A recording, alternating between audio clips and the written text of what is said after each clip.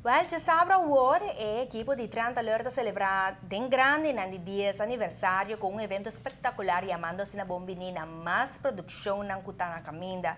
Enfoque seguro lo tabay arriba e BPM Lounge. Kuta estrena un serie basari by vida di 4 artista local, kuta Biggie Boy, Janiro Eisen, Aldrich Buchhout e Michael Lampa. Paprome viaja junto riba escenario también tur 4 representado durante un concierto na ex-Branches, pues mañana anoche. E fondo recauda pe anoche aquí tabay pa un fundación llamada Aruba Television Youth Academy. Y Tessa me está explicanos un poco más de eso aquí.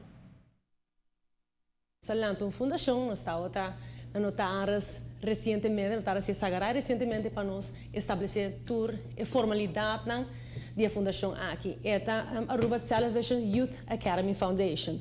A função da fundação aqui é interessante. E nada caminha que também back para o jornal que nós estamos launch também é o conceito. Nossa fundação, o que é a cidade, vai treinar a juventude para produzir, apresentar, filmar, edit, basically a inteira produção de um programa.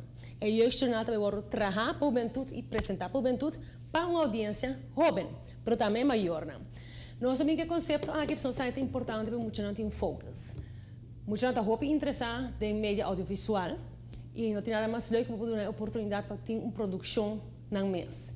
Tem estudantes aqui verdade, esperam também de mídia, que me portinha está aqui para não CV, por mim quando chega no estudo mês, que me quer botar 30 acaba com um adelanto, botar piadinho, já botar uma produção traz lomba, já botar um training traz lomba, e a treino também foi um canal profissional local, que me quer não nós estamos como ATV, nós parte social, para vir com produção, quatro vezes, además que tem um rol social, para muitos aqui ainda training, é um tremendo rol social, pessoas que também miram.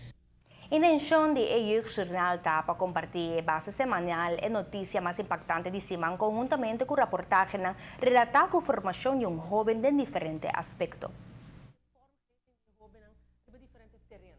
Que metade do programa mais rico, mas informação para mais entretenido. Esse é um pouco nossa echt rely hope e baje focus sobre baje.